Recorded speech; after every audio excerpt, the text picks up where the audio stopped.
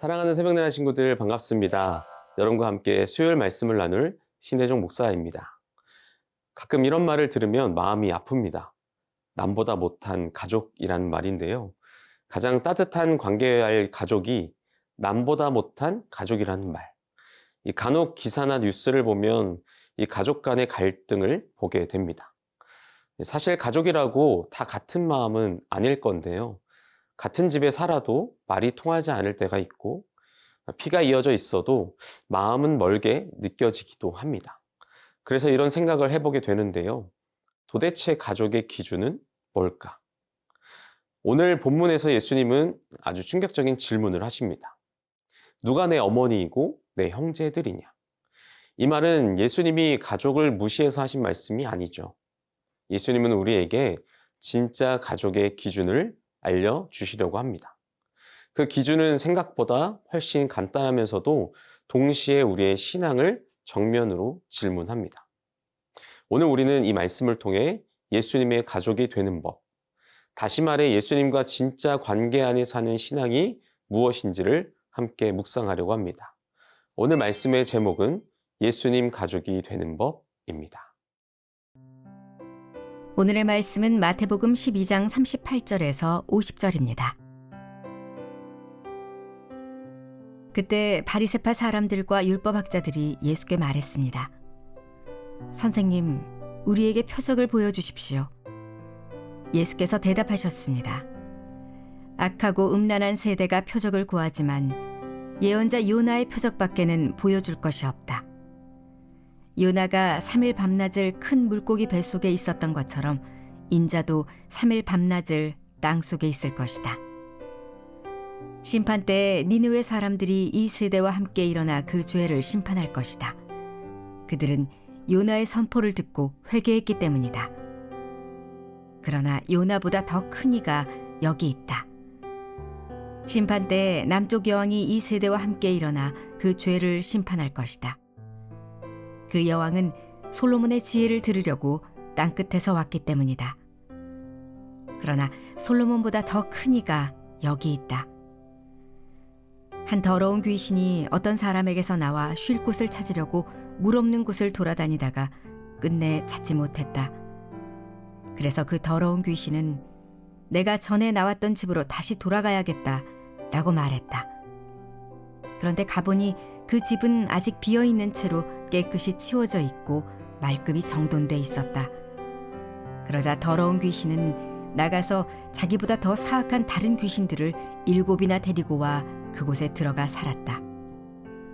그렇게 되면 그 사람의 마지막은 처음보다 훨씬 더 나빠질 것이다. 이 악한 세대에도 이렇게 될 것이다. 예수께서 사람들에게 여전히 말씀하고 계실 때 예수의 어머니와 형제들이 예수께 말하려고 밖에 서 있었습니다. 어떤 사람이 예수께 말했습니다. 보십시오. 선생님의 어머니와 형제들이 선생님께 드릴 말씀이 있다며 밖에 서 있습니다. 예수께서 그에게 대답하셨습니다. 누가 내 어머니이고 내 형제들이냐? 그리고 손을 내밀어 제자들을 가리키며 말씀하셨습니다. 보라, 내 어머니이고 내 형제들이다. 누구든지 하늘에 계신 내 아버지의 뜻을 행하는 사람이 내 형제요, 자매요, 어머니다. 표적을 구하는 사람, 그리고 말씀을 믿는 사람. 우리는 어디에 속해 있나요? 먼저 우리 함께 본문 38절과 39절 말씀을 보겠습니다. 그때 바리새파 사람들과 율법학자들이 예수께 말했습니다. 선생님, 우리에게 표적을 보여주십시오. 예수께서 대답하셨습니다. 악하고 음란한 세대가 표적을 구하지만 예언자 요나의 표적밖에는 보여줄 것이 없다. 서기관과 바리새인들이 예수님께 나와 말합니다.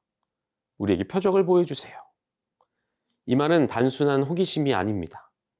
이들은 이미 예수님의 말씀을 들었고 병 고치시는 장면도 보았던 사람들이죠. 그럼에도 불구하고 또다시 표적을 보여달라고 말합니다. 이 모습은 예수님을 믿고 싶은 마음이 아니라 예수님을 시험하려는 태도죠. 우리가 납득할 만한 증거를 더 내놓으시오. 이것은 신앙이 아니라 거래와 같습니다. 우리도 이런 신앙을 가질 때가 있는데요. 하나님, 이번에 원하는 대로 되면 제가 잘 믿을게요. 기도했는데 안 되면 하나님은 없는 거 아닌가요? 이런 신앙의 중심에는 하나님이 계신 것이 아니라 내 기준이 있습니다. 하나님을 주인으로 모시는 것이 아니라 하나님을 증명해야 할 대상으로 만들어버리는 거죠. 그래서 예수님은 이렇게 말씀하십니다. 악하고 음란한 세대가 표적을 구한다. 이 말씀은 욕이 아니라 진단입니다. 하나님을 믿기보다 눈에 보이는 것에만 의존하려는 영적인 상태에 대한 말씀이죠. 예수님은 한 가지 표적만을 말씀하십니다. 요나의 표적, 곧 십자가와 부활입니다. 예수님은 우리에게 더 많은 기적을 주시기보다 이미 충분한 사랑의 증거를 주셨습니다. 십자가는 하나님이 우리를 얼마나 사랑하시는지에 대한 가장 확실한 증거이죠. 예수님의 가족이 되는 첫걸음은 이것입니다. 조건을 걸지 않고 십자가의 말씀을 믿는 것. 사랑하는 새벽나라 친구 여러분, 예수님의 가족으로 산다는 것은 기적만 바라보는 신앙이 아니라 말씀을 붙드는 신앙으로 사는 겁니다. 듣기만 하는 신앙이 아니라 순종하려는 삶으로 나아가는 삶을 말하는 것이죠. 눈에 보이는 기적을 바라는 신앙이 아닌 말씀을 통해 항상 함께 하시는 하나님의 은혜만을 간구하며 살아가는 우리 새나 친구들이 되기를 축복합니다.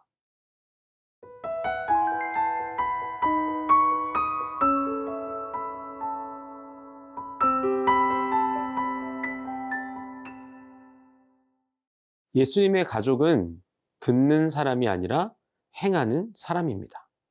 우리 함께 본문 48절에서 50절 말씀을 보겠습니다. 예수께서 그에게 대답하셨습니다. 누가 내 어머니이고 내 형제들이냐? 그리고 손을 내밀어 제자들을 가리키며 말씀하셨습니다. 보라, 내 어머니이고 내 형제들이다. 누구든지 하늘에 계신 내 아버지의 뜻을 행하는 사람이 내 형제요, 자매요, 어머니다. 예수님이 말씀을 전하고 계실 때 어머니와 동생들이 예수님을 찾아옵니다. 사람들은 예수님께 이렇게 말합니다. 당신의 가족이 밖에서 찾고 있습니다. 이 순간 예수님은 잠시 멈추시고 아주 중요한 질문을 하시죠. 누가 내 어머니이며 누가 내 형제들이냐? 그리고 제자들을 바라보시며 말씀하십니다. 하늘에 계신 내 아버지의 뜻대로 행하는 자가 내 형제요, 자매요, 어머니니라. 예수님은 가족을 무시하는 것이 아닙니다. 예수님은 가족의 기준을 바꾸신 것입니다. 하나님 나라에서 가족은 피로 맺어진 사람이 아니라 순종으로 연결된 사람들입니다. 여기서 중요한 단어는 행하는 자입니다. 말씀을 아는 것과 말씀을 사는 것은 다릅니다. 교회를 오래 다녔다고 성경 이야기를 많이 한다고 자동으로 예수님의 가족이 되는 것은 아니겠죠. 하나님의 뜻을 행한다는 것은 완벽하게 산다는 뜻도 아닙니다. 넘어지지 말라는 말도 아니죠. 하나님의 뜻을 행하는 삶이란 말씀 앞에 마음을 열고 순종하려고 방향을 바꾸며 실패해도 다시 예수님께 돌아오는 삶입니다. 예수님은 오늘도 우리를 바라보시며 말씀하십니다.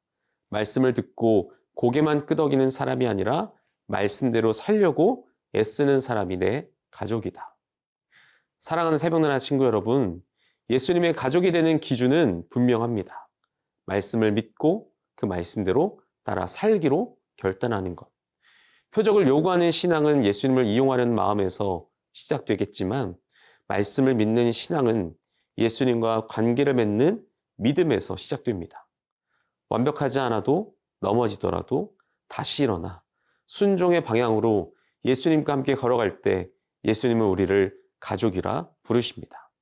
말씀을 따라 믿음의 삶을 살아내는 우리 새나 친구들이 되기를 축복합니다. 사랑의 하나님, 십자가의 사랑을 믿는 참된 믿음을 우리 안에 세워 주옵소서. 말씀을 듣는 데서 멈추지 않고 하나님의 뜻을 따라 살아가는 예수님의 가족으로 살게 하여 주옵소서. 감사합니다. 예수님의 이름으로 기도합니다. 아멘.